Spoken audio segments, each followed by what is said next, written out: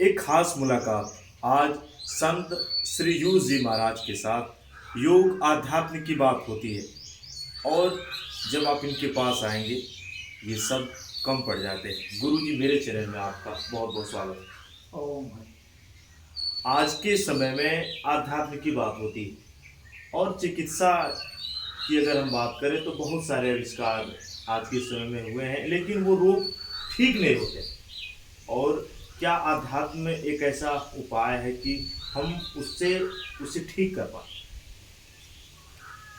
आज आप देखते होंगे कि दुनिया में करोड़ों की संख्या में डॉक्टर हैं, उतने ही अस्पताल भी बहुत हैं, लाखों हैं, दवाइयाँ भी बहुत हैं और उनके परीक्षण भी बहुत हैं। परंतु आप देखेंगे कि रोगों की संख्या भी बहुत है और रोगी भी बहुत है। तो इस पर एक जो हम लोग का जो स्वास्थ्य का जो पद्धति है, इस पर एक प्रश्न चिन्ह ये खड़ा कर देता है कि इतनी सारी व्यवस्थाएं होते हुए भी आखिर इतने मरीज कैसे हो जा रहे हैं और सारी व्यवस्था असफल कैसे होते जा रही है एक तरह से। परंतु यदि हम योग और अध्यात्म को लेकर चलते हैं तो इन सभी चीज़ों का निदान उसमें हम पाते हैं।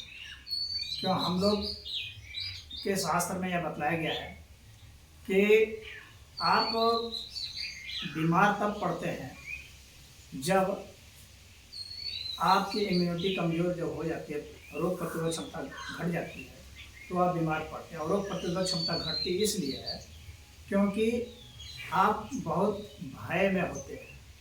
फियर साइकोसिस के कारण ये ज़्यादा होता है।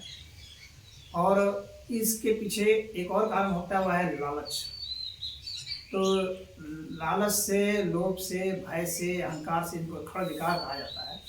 उनके कारण ही ज़्यादातर रोग होते हैं। एक्सीडेंटल केस छोड़ दें, जिसके कारण एक्सीडेंट हो जाता है, तो वो बात अलग है। अब इनसे छुटकारा पाने के लिए ही योग की पद्धति है और अध्यात्म में जाना है। यानी हर व्यक्ति जब भौतिकता से मुड़ करके अध्यात्म की ओर जाएगा, जहाँ वो भोग की प्रवृत्ति में नहीं रहेगा बल्कि योग की प्रवृत्ति में जाएगा, तब ये सारे रोग छूटेंगे। अन्यथा क्या होगा कि आप एक रोग का इलाज कराएंगे, दूसरा रोग फिर हो जाएगा। और जितनी भी तरह की दवाइयाँ हैं, ये सभी जो है साइड इफेक्ट रखती हैं। और इसके कारण क्या है कि अगर आपने एक चीज़ का एक उपचार किया तो वह जो उसका जो साइड इफेक्ट है वो आपके दूसरे अंग पर पड़ता है, मस्तिष्क पर पड़ता है, पुनः पुनः हो जाता है। क्योंकि आप डॉक्टर को बदल रहे हैं, दवाओं को बदल रहे हैं, लेकिन खुद को नहीं बदल रहे हैं। जब हम खुद को बदलते हैं, हम स्वास्थ्य के प्रति खुद सजग रहेंगे। हमने क्या किया आजकल के कि हम लोगों ने ठेका दे दिया डॉक्टरों को कि अगर मुझे कुछ होता है तब डॉक्टर मुझे बचाएगा। हम लोगों को अपना चाहिए कि हम लोग स्वयं कैसे बचें। आप देखिए, प्रकृति में जाके देखिए, पशुओं को देखिए, उन्होंने किसी को ठेका नहीं दिया है। वो अपना स्वास्थ्य खुद ठीक करते हैं। अगर चिड़िया बीमार पड़ती है तो अपना इलाज खुद करती है, बंदर बीमार पड़ता है अपना इलाज खुद करता है। तो मनुष्य को भी चाहिए कि अपना इलाज खुद करे, ढूंढे। वह यह ठीक बात है कि कुछ लोग ज़्यादा उसमें स्पेशलिस्ट हो जाते हैं तो लेकिन ज़्यादा अच्छी सलाह दे सकते हैं, अपने अच्छे अनुभव शेयर कर सकते हैं। परंतु हर मनुष्य को चाहिए कि अपने स्वास्थ्य की जिम्मेदारी खुद ले वह। क्योंकि हमको कहाँ दर्द है ये हम जानते हैं, डॉक्टर नहीं जान सकता किसी भी हालत में, नहीं, ना ही कोई मशीन जान सकती है। तो हमें कहाँ पीड़ा है जब हम जानते हैं, तो हमें कैसे ये पीड़ा आई इसको भी हम जानते हैं कि हमने क्या क्या ऐसा खाया पिया, हमने कैसा जिया जिसके कारण ये सब हुआ। तो हम अपने इन आदतों को जब हम समझेंगे तो उसके हिसाब से हम इसको हम ठीक कर सकते हैं। तो आज स्वास्थ्य के विषय में मेरा यही कहना है कि योग जो है और आयुर्वेद और प्राकृतिक चिकित्सा पद्धति, जिसमें एक्यूप्रेशर वगैरह भी आते हैं, और अध्यात्म, मूल तो अध्यात्म है, अध्यात्म के बाद ही ये सब है। अगर इस काम सेवन करते हैं, इन काम हर समय पालन करते हैं, तो निश्चित ही रूप से हम ठीक हो सकते हैं। चाहे कोई भी बीमारी हो, सिर्फ वो जेनेटिकल डिजीज नहीं होनी चाहिए, बस। गुरुजी, आज गुरुजी भारत ही नहीं वरन विश्व में एक बहुत बड़ी समस्या है शांति। शांति की तलाश में आज लोग कहाँ नहीं जाते और आज के समय में वो शांति लोगों को मिल नहीं पाती। ऐसा है कि शांति की तलाश उनको होती है जो बहुत अशांत होते हैं। पहले अशांति जरूरी है, जब अशांति होगी तो ही शांति की हो जाएगी। अभी उनको शांति और शांति इनका मतलब भी नहीं पता है। अगर पूछा जाए सही से तो शांति किसे कहते हैं, अशांति किसे कहते हैं, वो नहीं समझ पाते हैं। जैसे कि उदाहरण के लिए कोई भी व्यक्ति जो अपने को अशांत महसूस करता है, वो पहाड़ों पर चला जाता है, वो कहता है यहाँ बहुत शांति मिल रही है, और उसके बाद पुनः जब वहाँ से लौटता है तो पुनः आता है कि अशांत है।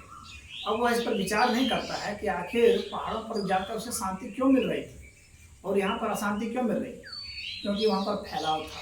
आपकी चेतना का जितना फैलाव होगा उतना ही ज़्यादा आप शांत होंगे। और वहाँ पर आप देखेंगे कि वहाँ पर भीड़ भाड़ नहीं थी, प्रदूषण नहीं था। हाँ, इसलिए वहाँ आपको कुछ राहत मिल रही थी। शांति का मूल अर्थ तो यह होता है कि हम अपना जो गलत जो हमारे भीतर में भावना वगैरह जो कुछ भी हैं, इनका हम कैसे समन करते हैं।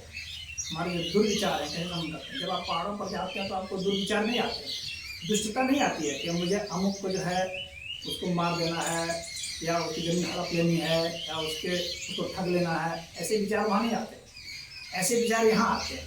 तो वास्तव में जो अशांति होती है इन्हीं के कारण होती है कि हम जब अपने दुष्प्रवृत्तियों को बिल्कुल खुला छोड़ देते हैं, लगाम नहीं लगाते हैं, शमन नहीं करते हैं उनका। शांति जो है ना वो सम धातु से बना हुआ है। जब हम शमन करेंगे यानी उसको दबाएंगे अपने दुष्प्रवृत्तियों को, तब हम शांति की ओर जाएंगे। शांति ऐसे नहीं मिलती है कहीं पर कि कहीं पैसा दे दिया और शांति मिल गई, ऐसा नहीं होता है। तो आपको अपने ऊपर नियंत्रण करना पड़ता है। यदि वैसा आप कर सकते हैं, अपने लालच पर नियंत्रण कर सकते हैं, अहंकार पर, क्रोध पर, वासनाओं पर, तो शांति उपलब्ध हो गया। अन्यथा ऐसे शांति उपलब्ध नहीं होती। दोस्तों, मैं आपसे एक बात बताना चाहूँगा। लगभग 10 या 11 पुस्तकें लिख चुके हैं संत श्री यूस जी महाराज, और एक काफ़ी चर्चा में भी रही जनता का शासन। इन्होंने हमेशा लोगों को बताया, आज भी कहते हैं जनता का शासन। बहुत सारी ऐसी बातें हैं जो आज मैं अपने YouTube चैनल से साझा करने वाला हूँ। और क्या है, क्यों ये संत बन गए, एक ये मैं बात आज आप तक लेकर आऊँगा। जो आपका एजुकेशन है, जिस तरीके से आपने पढ़ाई की, शुरुआती दिनों में लोग इंजीनियर बनते हैं, वैज्ञानिक बनते हैं, बहुत सारे ऐसे लोग हैं कि नहीं मुझको ये बनना है। मन में विचार गुरु जी कब आया कि नहीं सब कुछ छोड़कर आप आया आगे? ऐसा है कि जो अध्यात्म है या कोई कैरियर नहीं है। जो आपने बताया कि लोग ये बनते हैं वो बनते हैं, तो वह वे लोग कैरियर वाले होते हैं जो सोचते हैं कि मुझे कुछ बनना है। जब व्यक्ति को कुछ भी नहीं बनना होता है तब वह जो रह जाता है उसी को संत कहते हैं। तो जब हम किसी प्रकार की कोई बनने की इच्छा नहीं है, बनना का मतलब कि जो हम नहीं हैं, और अध्यात्म का मतलब कि जो हम हैं ही हैं और रहेंगे ही रहेंगे, मतलब उससे हमको कोई वंचित नहीं कर सकता। जो हमारा मूल स्वभाव है, जब हम उस पर आ जाते हैं तो उसी को अध्यात्म कहते हैं। अध्यात्म का मतलब होता है आत्म में स्थित होना, स्वयं में स्थित होना। तो जो हम स्वयं हैं उसमें जब हम स्थित हो जाते हैं तो अब उससे वंचित कोई नहीं कर सकता। अब हमको कुछ बनना नहीं है, जो है सो वह है, और जो है सो वह सदा रहें। तो जब हमने पाया कि अब यहाँ पर हमको कुछ जो जिससे कहा ना कि बनना है, तो जब मुझे लगा कि अब मुझे कुछ बनना नहीं है, बनने की प्रवृत्ति छोड़ दी, होने की प्रवृत्ति में आना, क्या मैं हूँ उसको मुझे फाइंड आउट करना है। और उसको मैंने जाना, उसमें मैं प्रतिष्ठित हुआ, उसमें मैं स्थित हुआ। बस उसके बाद से फिर मैं जो भी करता हूँ वो सब निष्काम सेवा होती है, और निष्काम सेवा को ही भगवान कृष्ण ने महान धर्म बताया है। तो वही जो है हर व्यक्ति की, हर प्राणी की वही मूल दशा है, और वहीं पर उसका मूल है, वहाँ उसको जाना है, और वहीं पर वही मोक्ष है। तो वही सबका ध्येय होना चाहिए। गुरुजी, योग की बात होती है, योग में बहुत सारे आसन हैं। जहाँ तक मैं तो उसका वह भी नहीं जानता, लेकिन जहाँ तक मैं आपसे परिचित हूँ, जो लोग देख रहे हैं, योग में कौन कौन सी ऐसे आसन हैं जिससे जो आज के लोग आपको देख रहे हैं, सुबह का समय होता है, अगर लोग यहाँ पे आए तो ज़रूर आपसे वो सीख सकते हैं। योग में आज के समय की रोज़मर्रा की कौन कौन से ऐसे योग हैं जिसका लोग अपने दैनिक जीवन में पालन करें? देखिए, योग जो है काफ़ी विस्तृत क्षेत्र है, और सामान्य आदमी जिस योग से परिचित है थोड़ा बहुत, अंश मात्र का, तो वह अष्टांग योग है। महर्षि पतंजलि द्वारा जो प्रणीत है अष्टांग योग है, भृगु ऋषि द्वारा है। तो वैसे तो योग का एक बहुत बड़ा क्षेत्र है, जैसे कर्म योग है, संन्यास योग है, ज्ञान योग है, भक्ति योग है, ध्यान योग है, बहुत सारे योग है, राजयोग है। तो इसमें से एकमात्र मतलब कि 84 प्रकार के योग बताए जाते हैं, उसमें से एक प्रकार का योग जो है अष्टांग योग। और उस अष्टांग योग में 8 अंग हैं, यम, नियम, आसन, प्राणायाम, प्रत्याहार, धारणा, ध्यान और समाधि। उन 8 अंगों में से एक अंग जो है आसन है। उस आसन में भी बताया जाता है कि 84 लाख आसन है, तो उसमें से कुछ आसन लोग करते हैं, तो आप समझ सकते हैं कितना कम पाठ करते हैं। अब योग अलग अलग लोग अलग अलग चीज़ के लिए करते हैं। किसी को मतलब मोक्ष के लिए चाहिए, कोई व्यक्ति है कि उसको कुछ रोग हो गया उसके लिए चाहिए, कोई व्यक्ति कुछ सिद्धि के लिए करना चाहता है, कुछ विशेष उसका ध्येय है कि मुझे ये हासिल करना है, उसके लिए करता है। तो किस चीज़ के लिए करना है तो वह व्यक्ति स्वयं निर्धारित करेगा कि मुझे क्या चाहिए। रोग भी है तो कई तरह के रोग हैं, सिद्धियाँ भी हैं तो कई तरह की सिद्धियाँ हैं, तो और मोक्ष तो खैर मोक्ष ही होता है। तो उसको कौन सा ध्येय है। महर्षि पतंजलि तो सिर्फ कहते हैं कि आपको केवल्य की ओर जाना है, यानी जहाँ पर सिर्फ केवल्य का मतलब सिर्फ परमात्मा ही परमात्मा और कोई भी नहीं है। आप भी स्वयं परमात्मा में ही है, आप अलग नहीं हैं, एक ईश्वर के सिवा कुछ नहीं। तो वह जो है वे अंतिम ध्येय बताते हैं। और उसके बीच में उसके पहले का जो केवल्य पाद का एक अध्याय है, तो केवल्य पाद के अध्याय के पहले जो है विभूति पाद अध्याय है, जिसमें कि विभूतियों का वर्णन है कि किस तरह से भिन्न भिन्न विभूतियाँ प्रकट होती हैं मनुष्य, यानी सिद्धियाँ प्रकट होती हैं। और उसके पहले जो है वो ये सब आसन प्राणायाम जिसके विषय में लोग कहते हैं, अपने प्राण शक्ति को कैसे बढ़ाया जाए ताकि हम स्वस्थ रहें, ताकि हम जो है अपने विचारों को और अपने सब चीज़ों को नियंत्रण कर सकें, अपने हिसाब से चल सकें और अपने आयु को बढ़ा सकें। तो उसके लिए साधन पाल होता है। तो अब जो आपने पूछा है कि मनुष्य को क्या क्या करना चाहिए, तो ये मनुष्य फैसला करेगा कि उसको क्या करना है, क्योंकि जिसका जिस तरह का ध्येय होगा उसके हिसाब से वह निर्णय लेगा कि मुझे क्या करना है। मैं उनकी तरफ से बस सिर्फ ऑप्शन बता सकता हूँ कि आपको ये ध्येय है, इसमें से जो ध्येय आपका है, जो आपका लक्ष्य है, उसके हिसाब से योग बताया जा सकता है कि अगर आपका यह लक्ष्य है तो आपको यह योग करना है। जैसे स्वास्थ्य का ही अगर कहा जाए तो स्वास्थ्य में भी बहुत सारे आसन प्राणायाम हैं, उसको इस समय थोड़े से समय में कहना मुश्किल है, इसको कहा नहीं जा सकता है। और अलग अलग बीमारियों के लिए अलग अलग आसन भी है, अलग अलग प्राणायाम है। तो जो व्यक्ति जिस चीज़ से पीड़ित है उसको इससे बताए। और साधक के लिहाज से अगर वो आसन करता है, योग करता है, प्राणायाम करता है, धारणा करता है, ध्यान करता है, तो वे सब अलग फिर हो जाते हैं। तो वह व्यक्ति किस चीज़ को चाहता है उसके हिसाब से, उसकी संकल्प शक्ति क्या है उसके हिसाब से ही बताया जाता है कि आप यह कीजिए। गुरुजी, आज का जो समय है युवाओं की बात होती है, हम युवा पर मैं आता हूँ। जो युवा शक्ति है, आज के समय के युवा जो मन की जो प्रवृत्तियाँ हैं, मन की जो धारणाएं हैं, लोग उस पर मैं कहूँ तो उसे रोक नहीं पाते और गलत तरह की मन में बार बार वो धारणाएं आ जाती हैं। और समाज में आज देखने के लिए भी मिलता है, जिसका बहुत बड़े बड़े उदाहरण हैं। बलात्कार से लेकर हर रोज घटनाएं आज के समय में हो रही हैं और लोग परिवार की बात करते हैं, समाज की बात करते हैं कि नहीं, बच्चा हो या बच्ची हो उसकी संगत गलत है। और जो बच्चे आज आपको देख रहे हैं, मैं चाहूँगा गुरुजी उन बच्चों के लिए आप क्या कहेंगे कि नहीं, आप अपने मार्ग से भटक रहे हैं, ये गलत है, मगर बच्चे चले जाते हैं। ऐसा है कि एक जैविक मांग होती है हर प्राणी में। जो आपने बलात्कार की बात की, कामनाओं की बात की, तो कामनाएं तो मनुष्य करता ही करता है, हर मनुष्य हर प्राणी करता है कामना। और कामना उसकी क्या होती है, भोजन की होती है या यौन सुख की होती है और अर्थव्यवस्था की होती है और अपने मान सम्मान पद प्रतिष्ठा, ये स्वाभाविक चीज़ें हैं। अब इनका किस तरीके से नियंत्रण किया जाए या इनको किस तरह से आप इसको ट्रांसफॉर्म कर सकते हैं जिससे कि आप अपने को और बेहतर बना दें और जिसके कारण अन्य को तकलीफ नहीं पहुंचे और आप उसमें समृद्ध हो जाएं। और वह जो प्रवृत्ति है बलात्कार करने की, इसका मतलब है कि आपको अपनी जो आपकी सेक्स एनर्जी है उसको आप कंट्रोल नहीं कर पा रहे हैं, बात इतनी है। तो आपका जब नियंत्रण हो जाता है तो आप कामुक हो जाते हैं, और कामुक कितना हो जाते हैं कि आपको अपनी कामना पर नियंत्रण हो जाता है, फिर आप नहीं देखते क्या है। तो उसके लिए आपको साधना करनी चाहिए। कुछ एक मैं छोटी सी साधना बताता हूँ जिससे कि उससे ही आप नियंत्रण आराम से नियंत्रण में आप आ सकते हैं। बहुत आराम से साधना है। जरूर।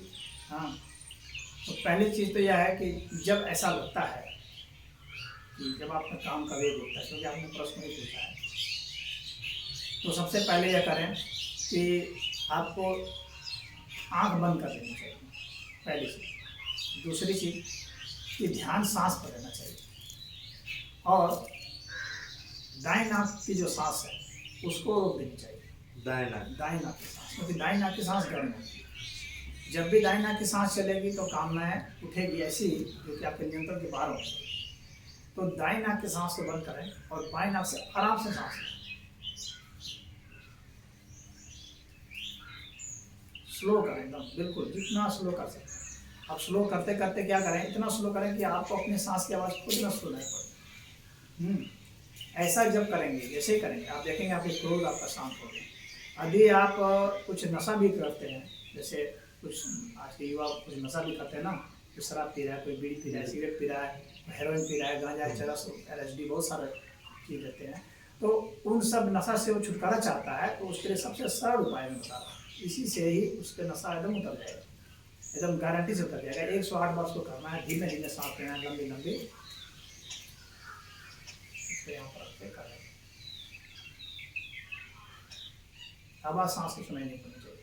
जितनी लंबी खींच सकते हैं जितनी लंबी छोड़ेंगे, इतना से उसका नशा उतर जाएगा, और उतना से ही उसका जो काम का जो सवाल हुआ है भूल वो भी कर जाएगा। लेकर रोक दीजिए, सेव कर दीजिए। गुरुजी, लगभग 11 पुस्तकें आपने खुद लिखी, और मैं आपसे यही जानना चाहूँगा उन 11 पुस्तकों के नाम क्या हैं, और अगर हम या कोई भी उस पुस्तकों को, जो भी आज पूरी दुनिया के लोग देख रहे हैं, खरीदते हैं, तो उससे लाभ क्या होगा? ऐसा है कि पुस्तक जो मैंने लिखी है तो अलग अलग प्रकाशकों ने उसे प्रकाशित किया है। तो उनमें से मैं कुछ का नाम बता रहा हूँ जो जिस संदर्भ में है।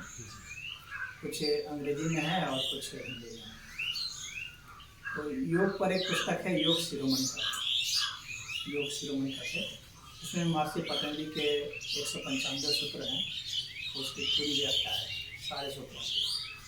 तो वो वाराणसी से पब्लिश था, और कोई साहित्य सदन पब्लिश है, तो उसमें वो किया है।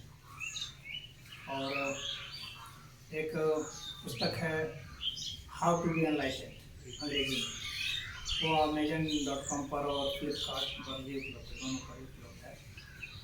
तो वो शायद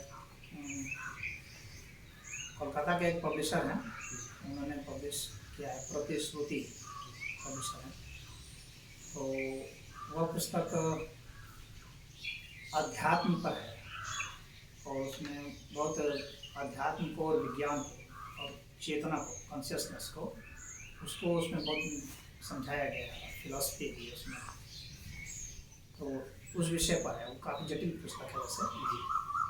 तो वो पुस्तक आप देख सकते हो, वो इंटरनेट से आप मंगा सकते हैं। और एक पुस्तक है the light of the world, वो पुस्तक है, उसमें कार्ल मार्क्स का क्रिटिसिज्म है, और उसमें समाधान भी मैंने दिया है कि किस तरह से हम लोग जो है शासन जनता को दे सकते हैं। अभी जो दुनिया में नेताओं का शासन है, इन नेताओं के शासन से छुटकारा पा सकते हैं। जैसे राजा को पहले शासन था, और उसके बाद नेताओं का शासन आया। हाँ, जो जनता के प्रतिनिधि हैं, इसको भी कहते हैं लोकतंत्र है। वास्तव में यह लोकतंत्र नहीं है, इसको नेता तंत्र कहा जाए। लोकतंत्र तो होता है जब जनता का शासन होता है। जनता का तो सिर्फ 5 साल में 1 दिन की भागीदारी है, और वो भी 1 मिनट की, जब वो बटन दबा रहा होता है, उसके बाद कोई भागीदारी नहीं है। और मेरा ये कहना है कि 24 घंटे भागीदारी होनी चाहिए जनता की। जनता को अधिकार होना चाहिए संविधान बनाने का, संविधान बदलने का, कानून बनाने का, कानून बदलने का, और शासन प्रशासन में सक्रिय भूमिका निभाने का। एक एक अधिकारी को मतलब वह रेगुलेट कर सके, वह अधिकार मिलना चाहिए। संसद से जो भी कानून पास हो वो जनता के द्वारा भी पास होना चाहिए, तब माना जाए, तब राष्ट्रपति के पास जाएगा, तब राष्ट्रपति उसको सहमति देते हैं तो फिर वह कानून माना जाए। मेरा ऐसा कहना है। और बाद में जब यह लोकप्रिय हो जाए तब फिर नेता को हटा देगा। मतलब ये बीच का मैंने अरेंजमेंट बताया जिसमें कि नेता भी रहेंगे, जनता भी रहेगी, शासन का जो अधिकार है वो नेता के पास भी रहे, जनता के पास भी रहे। बाद में जब जनता प्रवीण हो जाए तब नेता को हटा देगा, क्योंकि उनके पर अनावश्यक हम लोग खर्च कर रहे हैं ना, क्यों इतना बजट उनके ऊपर खर्च करें। तो वह व्यवस्था हम चाहते हैं, और वह जो है कंप्यूटर और स्मार्टफोन के जरिए संभव है। इस तरीके से होगा तो वो कंप्यूटर स्मार्टफोन से होगा। हम लोग जो है स्मार्टफोन के जरिए तो लॉ बना सकते हैं, लॉ को डिबेट कर सकते हैं, अपनी भूमिका नंबर दे सकते हैं। तो वह व्यवस्था उसमें मैंने बताई है। और एक व्यवस्था उसमें और बताई है जो कि बहुत क्रांतिकारी व्यवस्था है कि हम लोग गरीबी को बिल्कुल मिटा सकते हैं सदा के लिए। कोई भी दुनिया में कोई गरीब नहीं रहेगा। और इसके लिए क्या है कि आज जो व्यवस्था है, इस व्यवस्था में क्या है कि कोई कितना भी गवा सकता है और कोई कितना भी अर्जित कर सकता है, दोनों छोर खुला हुआ है। जबकि यह व्यवस्था सही नहीं है। वो एक पाइप जैसा होना चाहिए जिसमें कि पानी के सारे अणु बढ़ रहे हो। तो मैं ये चाहता हूँ कि ऊपर का छोर और नीचे का छोर जो अर्थव्यवस्था का है वो बंद रहे, यानी अनुपात रहे धन में, संपदा में। तो 20 और 1 का अनुपात होना चाहिए। जो सबसे मतलब देश में अगर सबसे अधिक कोई व्यक्ति है, अगर उसके पास 20 रुपया है, तो देश का जो सबसे गरीब व्यक्ति है उसके पास 1 रुपया कम से कम होना चाहिए। और इसको जो है हम लोग जो है क्या करें इसके लिए कि जितना भी धन है, चाहे वो चल संपत्ति के रूप में है चाहे अचल संपत्ति के रूप में है, उस धन को जो है कन्वर्ट कर दिया जाए डिजिटल मनी के रूप में। हाँ, चाहे उसके पास शेयर है, चाहे डिबेंचर है, जो कुछ भी उसके पास है, चाहे सोना है, चांदी, सबका उसका मालिकाना हक के साथ का वैल्यू कन्वर्ट कर दिया जाए और उसको ट्रांसफर किया जाए ऊपर से नीचे, तब तक जब तक कि 20 और 1 का अनुपात नहीं रहता। 20 और 1 का अनुपात मैंने इसलिए चुना है क्योंकि प्रतिभा का जो अंतर है एक मनुष्य दूसरे मनुष्य के बीच में, वो इससे ज़्यादा का अंतर नहीं है। तो जब प्रतिभा का अंतर इससे ज़्यादा नहीं है तो संपत्ति का भी अंतर से ज़्यादा नहीं होना चाहिए। तब जाके हम एक स्वस्थ समाज की स्थापना कर सकते हैं जिसमें गरीबी नहीं रहेगी। अन्यथा ये गरीबी दूर नहीं होने वाली है। अभी जो लोगों को मिलता है राशन के रूप में ऐसे ऐसे, ये तो भीख है ना। जो अमीरों के लूटने से जो बच गया वह मिलता है। जैसे किसान काट लेते हैं खेतों से, तो जो दाना तो गिर जाता है तो उसको चुनती है चिड़िया सब, तो उस तरह का है। तो यह व्यवस्था मैं नहीं चाहता। ये अमीरों के जूठन से गरीबी कभी दूर नहीं होगी, सदैव भागीदारी से ही दूर होगी। और भागीदारी उतना होना चाहिए। नहीं तो आज मान लीजिए टेक्नोलॉजी इतनी हाई होती जा रही है और बड़े बड़े इंडस्ट्री बैठ रहे हैं, अब उसमें एम्प्लॉयमेंट कम होता जाएगा और धन जो है एकत्रित होता जाएगा। फिर कैसे होगा? फिर तो लोग गरीब होते चले जाएंगे। तो जाहिर सी बात है कि आप टेक्नोलॉजी कितनी भी हाई हो जाए और कोई कितना भी बड़ा उद्योगपति हो जाए, कमाई का बंटवारा होना चाहिए। ये हमारा कहना है। ये इसको प्रोपोर्शनल सोशलिज्म मैंने नाम दिया है, अनुपातिक समाजवाद। और पहले जो मैंने बताया नेता वाला, तो वह कंपू तंत्र उसका नाम दिया, कंपूक्रेसी। तो ये 2 व्यवस्था उसमें मैंने दी है। इसके बाद और भी पुस्तकें हैं जो, जैसे कि एक मेरी पुस्तक है विवाहित लिखी टंकार नाम से, जिसके लिए मुझे जेल भी हो, मैं जेल भी गया हूँ। उसमें क्या है सर? और तो और वह जो पुस्तक थी उसमें जो है मैंने उसमें कुरान के बारे में लिखा बताया था। मुस्लिमों को बुरा लग सकता है, तो उसमें कुरान की जितनी आयतें हैं मैंने बताया था कि ये सब जो आयतें हैं ये साइंटिफिक नहीं है, वैज्ञानिक नहीं है और मानवीय भी नहीं सही अर्थ में। तो उसी का मैंने खंडन उसमें किया था।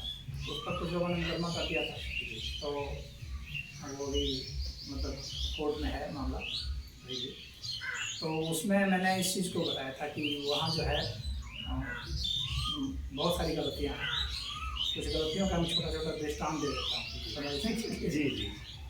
जैसे उसका जो मूल विचार है, ऐसे तो बहुत सारे विचार हैं जो अनशन है, लेकिन जो कुछ मूल विचार हैं वो बताता हूँ। जैसे इस्लाम कहता है कि अल्लाह एक है, उदाहरण ये उसका मुख्य सिद्धांत है। और फिर कहता है अल्लाह सर्वशक्तिमान भी है।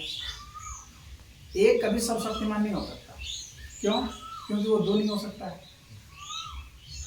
3 नहीं हो सकता है, तो उसकी संख्या नहीं बढ़ सकती, यानी वो संख्या में सीमित है।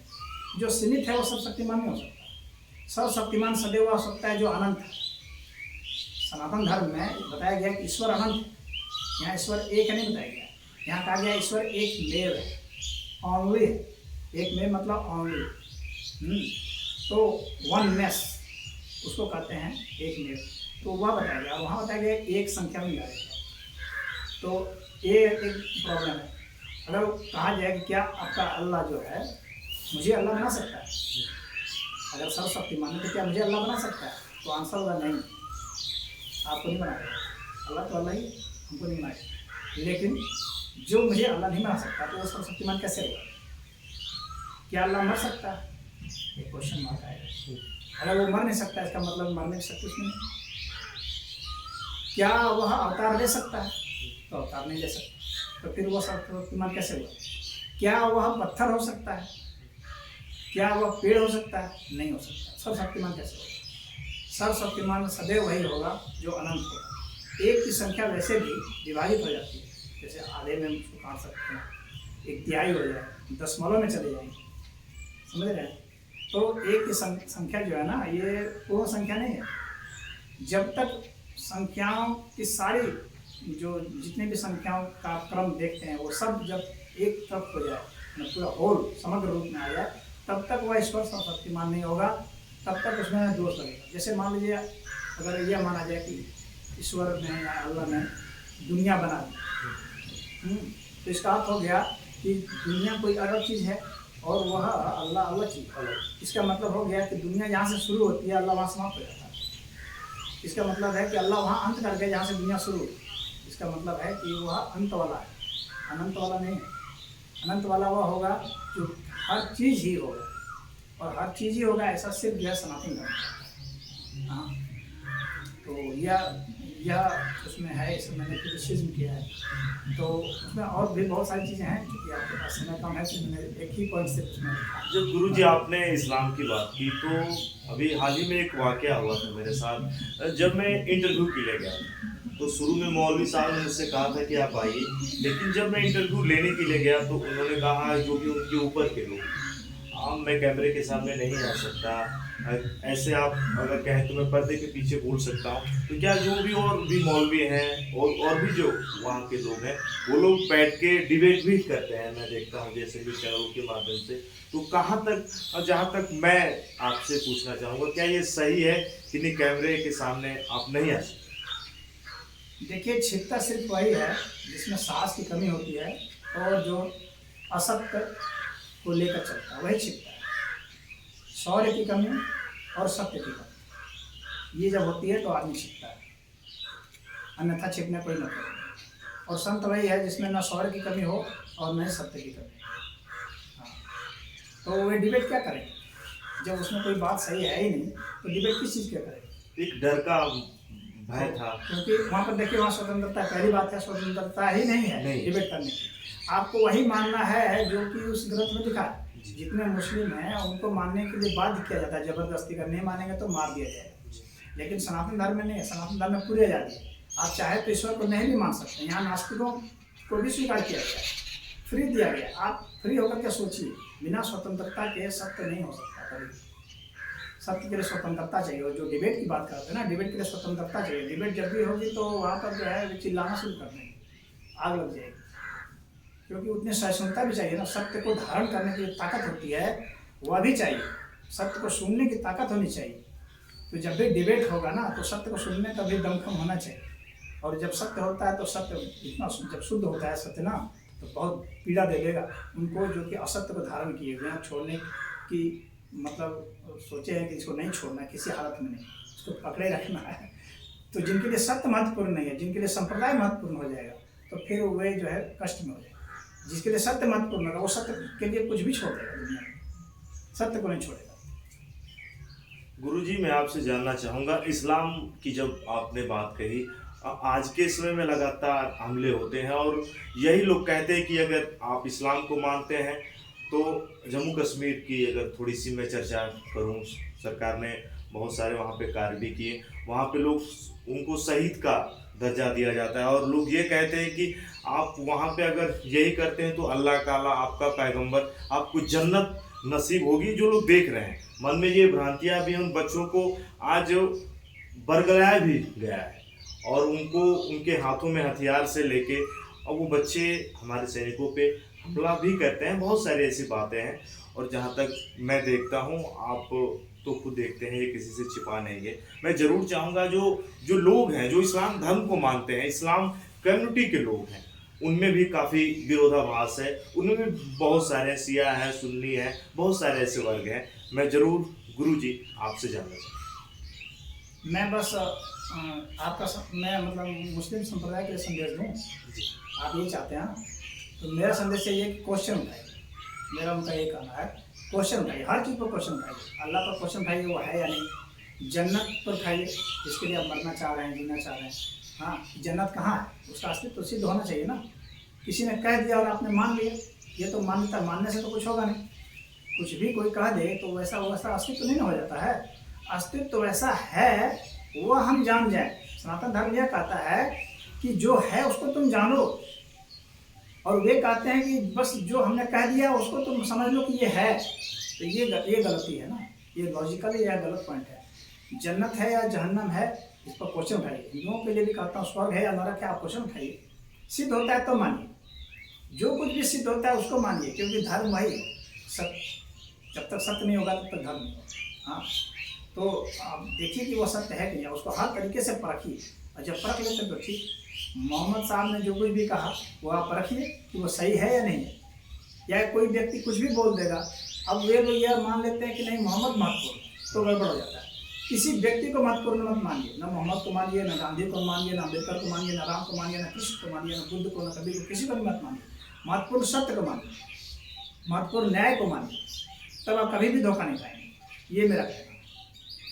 लेकिन उन सबके गुरुजी जो लोग हैं मन में एक ऐसी कट्टरता की भावना आज उनके मन में जी आ गई है और जो भी लोग देखते हैं बाद में जब उनसे बातें होती हैं तो काफ़ी उनको पछतावा होता है कि नहीं मैंने गलत कर दिया। जो बताने वाले थे वो उसी धर्म के जानकार लोग ही होते हैं। ऐसा है कि मैं अभी इधर कुछ देख रहा हूँ, इधर का ट्रेंड अगर आप देखेंगे तो बहुत सारे मुस्लिम हैं जो क्वेश्चन करना शुरू कर दिया, और ये सब एक्स मुस्लिम अपने को कह रहे हैं। उन्होंने क्वेश्चन करना शुरू कर दिया, खुद उन्होंने उठाना शुरू किया कि मोहम्मद साहब जो कैसे गधी पर सवार हो, कैसे चांद पर गए भाई। हाँ, कि उन्होंने चांद के टुकड़े कैसे कर दिए। तो वो सवाल वो खुद उठा रहे हैं कि छोटी सी लड़की से कैसे विवाह हो गया। जो ऐसा जो थी वो बहुत छोटी उम्र की थी और मोहम्मद साहब बहुत बड़े होते थे, तो वो विवाह कहाँ तक जायज़ है। इस तरह से प्रश्न। फिर जो मुस्लिम नहीं है उनको मार दो, उनकी संपत्ति लूट लो। हाँ, और उनको जो है जैसे चाहो वैसे धोखा दो, उनके ऊपर टैक्स लगा दो। तो ये सब बातें कहाँ तक सही है ये उनको विचार करना पड़ेगा ना, क्योंकि समाज में शांति तभी आएगी ना। अगर एक पक्ष सिर्फ आक्रमण करेगा गलत कारणों से तो दूसरा पक्ष भी प्रतिक्रिया करेगा, तो समाज में शांति कहाँ से हो सकती है। समाज में शांति सदैव सत्य और न्याय के आधार पर ही होगी, अन्यथा होगी ही नहीं। ये तो पक्की बात जानो। शांति शांति चिल्लाने से कभी शांति नहीं होती है। शांति सिर्फ सत्य और न्याय के आधार पर ही होती है, और वही होगी जब भी हो, अन्यथा होगी ही नहीं, अन्यथा विनाश ही होगा इस दुनिया में। और आप देख रहे हैं दुनिया में जो है झगड़े बढ़ रहे हैं। आज आप कई तरह के झगड़े देख सकते हैं। अभी रूस ने आक्रमण किया है, यूक्रेन में झगड़े। क्यों झगड़े? वो सत्य और न्याय नहीं है, इसीलिए झगड़े, और कोई बात नहीं। जब आप न्याय का पक्ष छोड़ देंगे तो झगड़े होंगे, अनिवार्य चीज। दोस्तों मेरे वीडियो को पूरा देखिए, कैसा वीडियो मैं आज आप तक लाऊंगा। मैंने कभी अपने जीवन में ये कल्पना नहीं की।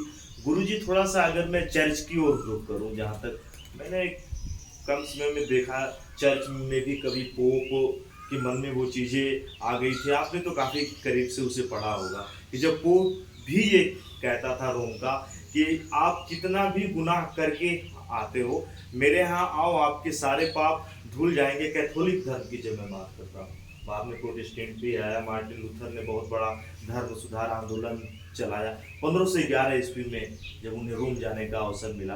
तो जो लोग आज देख रहे हैं, थोड़ा सा आज मैं गुरु जी से ये पूछना चाहूँगा, इस्लाम पर आपने बात की, चर्च की बात हो जाए, थोड़ा सा चर्च के भी विषय में लोगों को बताएं। जब मैं एक बार चर्च गया था तो लोगों ने कहा नहीं, आप यहाँ पे वीडियो बना ही नहीं सकते।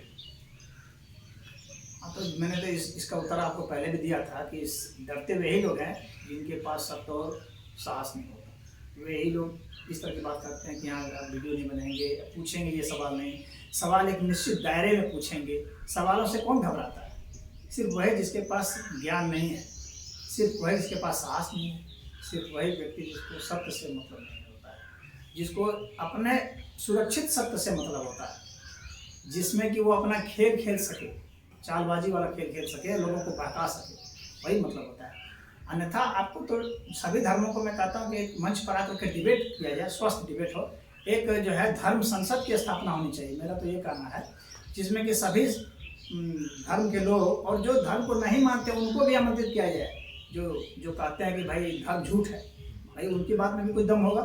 जो कहते हैं झूठ है तो वे भी आए और सब वहाँ पर आए और सबके ऊपर क्रॉस क्वेश्चन, और उसमें से जो छन करके जो आएगा वही सत्य होगा और वास्तव में वही धर्म है। हाँ, हमें जो है ईश्वर से मोह नहीं होना चाहिए, हमें सिर्फ सत्य से मतलब होना चाहिए। अगर ईश्वर सत्य है तो सिद्ध हो ही जाएगा, अगर नहीं है तो जो गलत है उसको झूठ हो जाने दो, क्यों उसको पकड़ के रखना, उससे फ़ायदा क्या है। तो जहाँ तक चर्च की बात है तो वे तो उनका भी वही सिद्धांत है, सब उल्टा पुल्टी बात वे सब मानते हैं। जैसे कि उदाहरण में छोटा सा देता हूँ बाइबल का तो जो आपने उसकी चर्चा की है, तो बाइबल ये मानता है कि शून्य से उत्पत्ति होगी दुनिया की, कभी भी शून्य से उत्पत्ति नहीं होती है किसी चीज़ की, सदैव कुछ से ही कुछ उत्पन्न होता है। शून्य से आज तक कोई नहीं किसी चीज़ को उत्पन्न कर पाया, एक बात। दूसरी बात, कभी कोई चीज़ शून्य होगी नहीं, यानी कोई भी जो चीज़ आज है उसको आप शून्य नहीं कर सकते, वो कुछ भी कर दें आप शून्य नहीं होगा, उसका रूप बदल सकता है, जैसे धुआं में हो जाएगा, आप जला देंगे तो राख हो जाएगा, कुछ भी हो जाएगा, लेकिन अब वो जीरो नहीं होगा। तो ये लोग शून्य से उत्पत्ति मानते हैं, जो कि बिल्कुल ही गलत बात है। और उसमें अगर आप देखेंगे कि उसमें वृत्तांत है कि नोआ जो है उसको जो है कहा कि दुनिया की जितनी भी चीज़ है बाढ़ आने वाली है, पूरी दुनिया की जितनी चीज़ है सबका जो है तुम उसका जो है एक एक पीस जो है यहाँ पर रख लो और जोड़े जोड़े रख लो। अब बताइए कि नाव इतनी बड़ी होगी कि वो नोवा कितना, दुनिया में जितनी वैरायटी है, क्या नोवा ने खोज किया? उतना खोज कर सकते हैं? आज तक वैज्ञानिक खोज नहीं कर पाए कि कितने प्रकार के जीव हैं। तो सब प्रकार के जीव का जोड़ा वो कहाँ से खोजेगा, कैसे लाएगा और उतने नाव में कैसे रखेगा? यानी सब बेकार की जो झूठ की बातें हैं उसको उसमें डाला हुआ है, और उसको तथाकथित जो है वो सब पश्चिमी देश के लोग मान रहे हैं। हाँ, जो हालांकि क्रिश्चियन से तो जो क्रिश्चियन कंट्री है ना, वो लोग भी तो उब गए, उसमें इतनी झूठी बातें हैं ना कि उब जाएंगी। और ईसा मसीह के जो उपदेश है ना, इतने ऑर्डिनरी उपदेश हैं, वहाँ के लोगों के लिए वो बड़े लगते होंगे, क्योंकि जिन्होंने छोटे ही उपदेश सुने हैं उनके लिए वो बड़े उपदेश हैं, लेकिन यहाँ के लिए वो बड़े उपदेश नहीं है, वो बहुत साधारण से उपदेश है। पड़ोसी का भला करो, ये करो, वो बहुत साधारण से उपदेश है। वास्तविक चीज़ है कि मैं मूलतः क्या हूँ और ये अस्तित्व कैसा है। हाँ, वे भी स्वर्ग की बात करते हैं, कहते हैं कि वो ईश्वर का बेटा है, वो ना वो ईश्वर सिद्ध होता है ना उसका बेटा सिद्ध होता है, ना वो स्वर्ग सिद्ध होता है, कहाँ हेवन है, तो उनका हेवन में सिद्ध नहीं होता है। तो जो चीज़ सिद्ध नहीं है उसको तुम कैसे मान रहे हो, असिद्ध को मान रहे हो? तो सब कपोल कल्पित बात है, उनमें कुछ भी दम नहीं। वो चाहे तो डिबेट करें, कहीं मैं तैयार हूँ किसी से भी डिबेट के। गुरुजी, स्वतंत्रताएं सबको मिली हैं, लेकिन आज मैं देख पा रहा हूँ वरन भारत में जो बाजार है पठन पाठन का, जैसे कि जब हम लोग छोटे थे तो जब प्रार्थना करते थे तो उसका प्रार्थना करने का एक अलग जरिया होता था, मगर जो बच्चे इंग्लिश मीडियम में पढ़ रहे हैं, सीबीएसई बोर्ड के बच्चे हैं, जो क्रिश्चियन कॉलेज हैं, बहुत हर जगह पे हैं, ये छा से गए हैं। लोग ये कहते हैं कि नहीं ये लोग अपने धर्म को मनवाते हैं, या फिर बहुत सारी बातें हैं। जो प्रार्थना भी होती है एक अलग नज़रिए से होती है।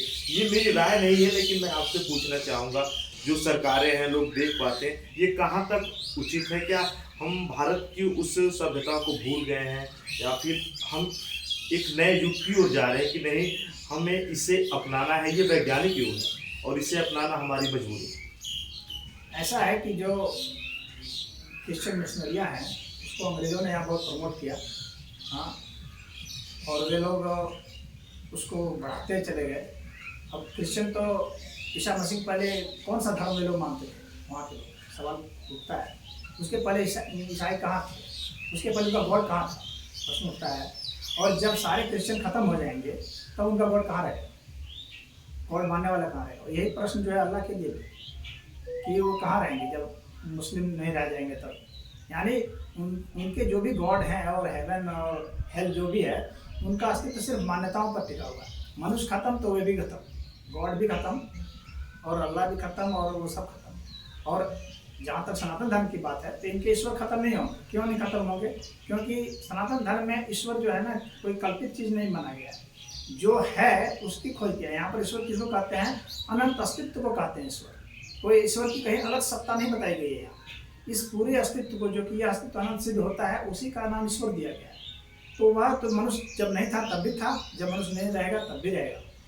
इनका जो है, इनका धर्म चंद्रमा पर मायने रखता है, सूरज में है नहीं। तो जो धर्म पृथ्वी पर ही हो, सिर्फ मनुष्य में हो, तो उस धर्म का कितना महत्व हो सकता है? एक बात तो ये। अब उनको बढ़ाते गए, वो एक पॉलिटिकल रिलीजन है ये सब, जो जन संसाधन पर और मानव संसाधन पर कब्जा कर करके आगे बढ़ना चाहते हैं। उनका जो मनुष्य की क्वालिटी बढ़ाना नहीं है, बल्कि मनुष्य की अपनी संख्या बढ़ाना है। इसीलिए उनका जोर आप देखेंगे संख्या पर ज़्यादा है, आपको बेहतर बनाने पर नहीं है। कैसे अधिक संख्या हो जाए उस पर उनका जोर है। तो वे प्रार्थना जितना भी सब कराते हैं, वो इसीलिए कराते हैं कि वो कन्वर्ट किया जाए। कन्वर्ट करने का उनका उद्देश्य है। और हिंदुओं के बच्चे वहाँ पढ़ते हैं, उन्हीं की फीस लेते हैं अधिक से अधिक, और उन्हीं की फीस में से कुछ जो है, सरकार ने यह भी नियम बना रखा है कि जो निजी जो होते हैं, कॉलेज वगैरह होते हैं, वहाँ 25% जो है आपको देना पड़ेगा, मतलब गरीब लोगों के लिए। ये सरकार ने नियम बना रखा।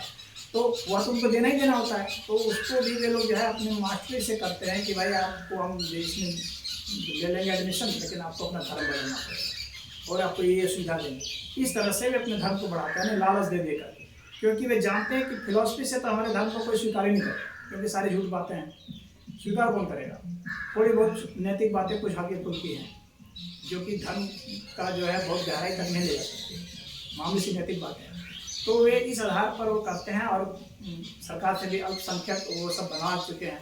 जो कांग्रेस की सरकार थी यहाँ, उसने अल्पसंख्यकों के लिए अलग से ही वो संविधान में डालवा ही दिया, जिससे कि शिक्षा में उन लोगों को प्रमोट किया जाए। उन लोगों को जो आम जनता का जो बजट का जो इकट्ठा होता है, टैक्स का पैसा, वह पैसा उनको दे दिया जाए और उस पैसे से वे लोग कन्वर्जन का काम शुरू करें और अपना मिशनरी को फैलाएँ।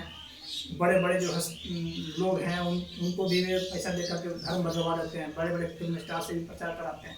तो ये सब ये खेल है, ड्रामे हैं। तो ये धर्म जो है कोई ड्रामा नहीं है। वास्तव में जो धर्म है ना, वो वस्तुतः किन कारणों से यह अस्तित्व है, यहाँ जो है कोई चीज़ रिएक्शन हो रहा है, किस के कारण हो रहा है, किस सिद्धांत से ये चल रहा है। जैसे एक संविधान होता है ना देश चलाने का, उसी तरह से इस अस्तित्व को भी चलाने का एक संविधान है। उस संविधान को जानना ही वास्तव में धर्म है। वह विज्ञान में कोष कहा जाता है सनातन धर्म। तो वह तो उनके पास है ही नहीं, वो जानते नहीं कैसे चल रहा है। वो तो जो मन सो पटांग बोल दिए। तो अब उनको तो इसी अपनी झूठ को ही फैलाना है, बेचना है, और वो लालच से बेच सकते हैं। किसी विद्वान को वे नहीं बना सकते ईसाई। वे क्या कर सकते हैं, जो गरीब लोग हैं उनको कुछ रोटी दे दिए, कपड़ा दे दिए, या कुछ मतलब कोई लालच दे करके ही उसको बना सकते हैं, डरा के बना सकते हैं। जबकि वास्तव में सनातन धर्म के जो भी हैं, वे कभी बनाने की कोशिश करते ही नहीं। वे सिर्फ क्या है उसको बताते हैं। आप चाहे कुछ भी फॉलो करना है, फॉलो कीजिए।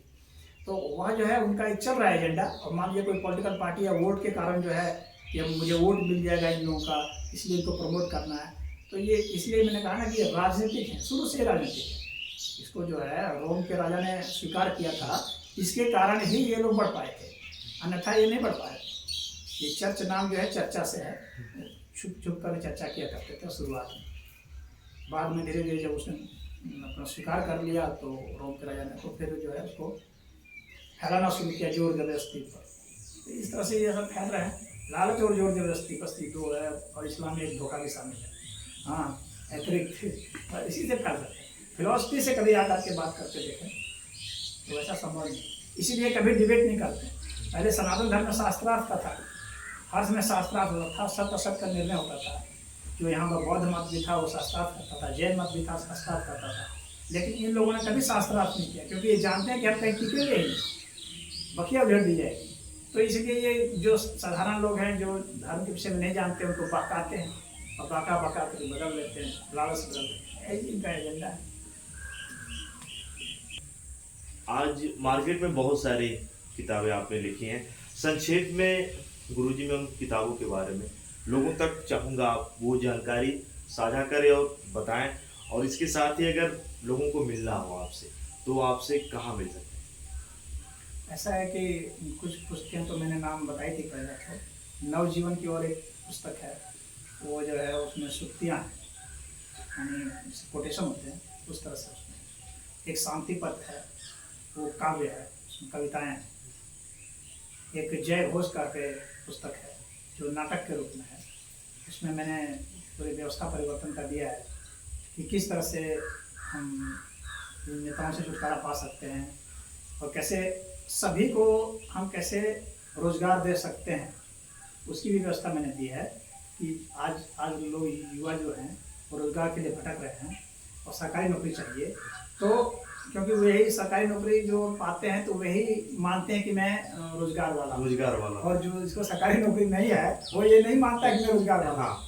तो इस मनोदशा को ऐसा क्यों मानते हुए, क्योंकि वहाँ सुरक्षा एक बात है, और उनको लगता है कि मेरे योग्य जो है यहाँ पर काम है और उसके हिसाब से हमको जो है मजदूरी मिलती है, और परिवार भी काफ़ी सपोर्ट करता है। हाँ।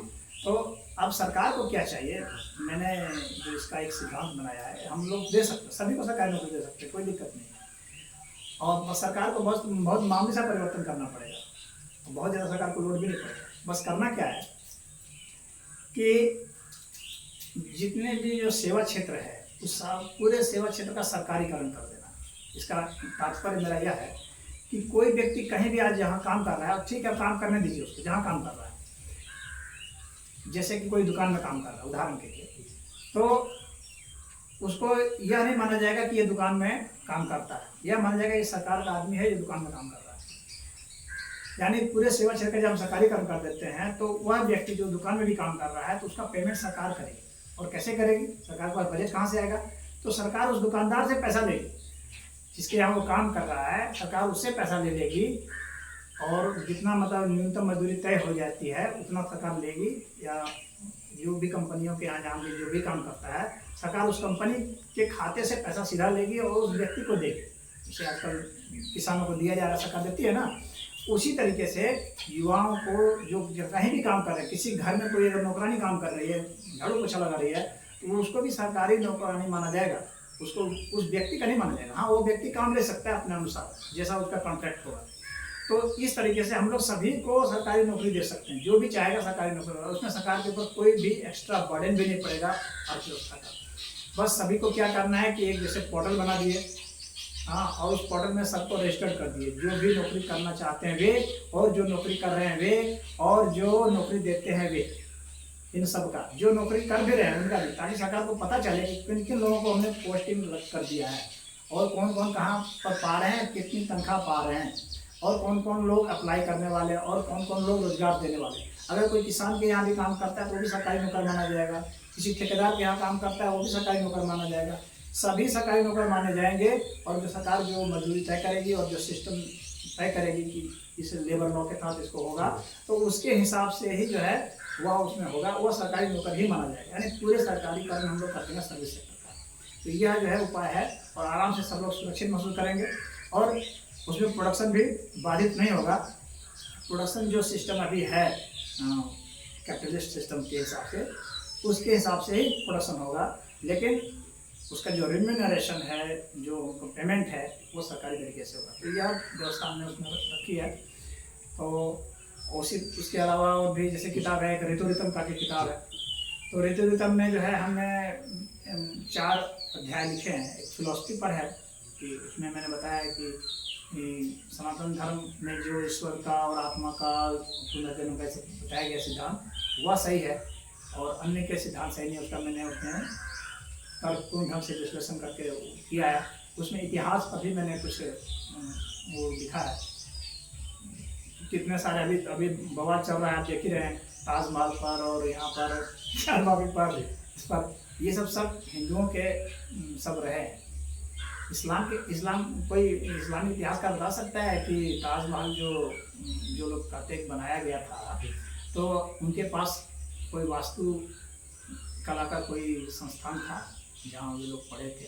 कोई ग्रंथ उनके पास है जिसे वे सीखे थे? न कोई ग्रंथ है, न कोई उनके पास पैमाना था। टेंटों में रहने वाले लोग थे, वे लोग मार काट करने वाले लोग थे। वो अगर इतना बनाने आता तो अरबिया में नहीं रहा होगा। तो वह सब जो है सब यहाँ के संस्थान थे, उसको जो भी यहाँ के मोनूमेंट्स थे उनको उन लोगों ने कब्जा किया, थोड़ा बहुत उसमें फेरबदल करके उसको कर लिया। अब यह विवाद का विषय तो बनेगा ही बनेगा, क्योंकि जब जब सत्य उजागर होने लगेगा वो विवाद का विषय बन ही जाता है, अंत में सत्य प्रतिष्ठित होता है। तो खैर उसमें ये इतिहास का भी जो है मैंने चैप्टर डाला हुआ है, और बाकी एक उसमें जाति प्रथा पर भी है। आज हम लोग के सनातन धर्म की बात यदि करते हैं हिंदू धर्म में, तो सबसे जो दिक्कत की जो बात है, जहाँ पर डिमेरिट है, त्रुटि वाली बात है, वो जातवादी व्यवस्था है। ये जातिवादी व्यवस्था, हालांकि इस वेद में और उपनिषद और गीता ऐसा में जातिवाद का सिस्टम नहीं है, लेकिन जातिवाद व्यवस्था है, ये ऐतिहासिक सत्य है। इस व्यवस्था को कैसे हम खत्म करेंगे? तो लोग नारा देते हैं, नारा से खत्म नहीं होने वाला। इसके लिए मैंने सिद्धांत दिया हुआ है, और वह सिद्धांत ऐसा अगर उसको सरकार चाहेगी तो तुरंत खत्म हो जाएगा बस। लेकिन गवर्नमेंट को बहुत हार्ड स्टेप लेना है, और स्टेप क्या लेना है? जो आप स्वजाति विवाह आज करा रहे हैं, इस स्वजाति विवाह को ही प्रतिबंधित कर दीजिए। मतलब कि कोई भी अगर अपनी जाति विवाह करता है तो उसको कानूनी मान्यता नहीं दी जाए पति पत्नी की। आप ऐसा नेगेटिव लॉ बनाइए। हाँ, ऐसा जब भी आप लॉ बना देंगे कि स्वजाति विवाह करने वाले को कानूनी रूप से पति पत्नी नहीं माना जाएगा, ये जातिवाद व्यवस्था तुरंत समाप्त हो जाएगी। क्योंकि इस व्यवस्था का आधार सिर्फ इतना ही है, विवाह, और कोई आधार नहीं। एक जाति से विवाह कर रहा है, एक यादव है वो यादव से विवाह कर रहा है इसलिए यादव, एक ब्राह्मण है ब्राह्मण से विवाह कर रहा है इसलिए ब्राह्मण, एक राजपूत से विवाह कर रहा है राजपूत। जब वो अपने जाति विवाह नहीं कर पाएगा तो जातिवाद व्यवस्था समाप्त हो जाएगी। तो इस व्यवस्था का भी मैंने उसमें जिक्र किया है कि ऐसा सरकार को हार्ड स्टेप उठाना पड़ेगा। और जो लोग जातिवाद व्यवस्था के खिलाफ में हैं, बहुत पार्टियां भी हैं जो कहती हैं हम जातिवाद को नहीं मानते हैं, मिटाएंगे, तो उनको इस मुद्दा को उठाना चाहिए, उनको बोलना चाहिए कि हम मिटाएंगे, और ऐसे मिटाएंगे कार्य करने से नहीं होगा, नारा से नहीं, सिस्टम क्या किस तरह से मिटाएंगे। तो ये भी मैंने उसमें दिया हुआ है। ये जय घोष का है, ऋतुरितम का है, ये पुस्तक मैंने आपको बता दिया, शांति प्रति बता दिया। एक रिमूव डेमोक्रेसी ब्रिंग डेमोक्रेसी के नाम से भी एक पुस्तिका है, तो वह भी मैंने लिखी है। उसमें बस ये जो है, ये आजकल का ये सिद्धांत है नेताओं के द्वारा, शासन जनप्रतिनिधियों द्वारा जो है इसको समाप्त कर देना है। गाँव प्रधान से लेकर प्रधानमंत्री तक जितना ये नेता हैं सबको समाप्त कर देना है, और जनता का शासन होना चाहिए। ये सब जो है ये एक तरह से लीच है जो खा रहे हैं, जो खून चूस रहे हैं, जोंक है ये, इनको समाप्त करना जरूरी है। और इनको समाप्त सिर्फ कंप्यूटर और स्मार्टफोन के जरिए किया सकता है। उसी का इसमें मैंने जिक्र किया। तो उस पुस्तक का नाम रिमूव डेमोक्रेसी ब्रिंग डेमोक्रेसी करके है। तो ये सब ग्रंथ हैं जिनका मैंने टंकार का बताया है। हाँ, तो उसमें और भी उसमें बहुत सारे अध्याय थे,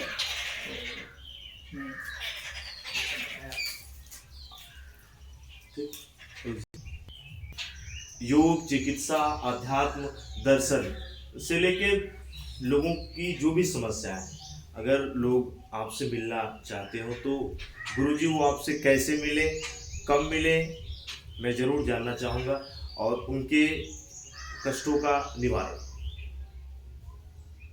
उत्तर प्रदेश में गाजीपुर जिले में उत्थान फाउंडेशन बैपुर देवकली गाँव में है संस्था, वहाँ पर आकर के वे मुझसे मिल सकते हैं। और रविवार के दिन ही मैं मिलता हूँ वहाँ पर, तो वे वहाँ पर आएँ और मुझसे मिल सकते हैं। समय गुरुजी, समय प्रातःकाल 7 बजे से शाम 7 बजे तक। मैं ज़रूर चाहूँगा आप यहाँ पर आएँ। और ये पहला वीडियो मैं ले रहा हूँ, ये मेरा पहला वीडियो है और लगातार यहाँ से वीडियो मैं लेकर आऊँगा। जो भी मुद्दे हैं, जो भी समस्याएं हैं, आप मुझे बताएं, मेरे YouTube चैनल से बताएं, मुझे कमेंट करें। डिस्क्रिप्शन में मैं पूरा उसका ब्यौरा दूंगा। गुरुजी, मेरे चैनल में इतना समय देने के लिए आपका दिल से बहुत बहुत धन्यवाद। हरिओम।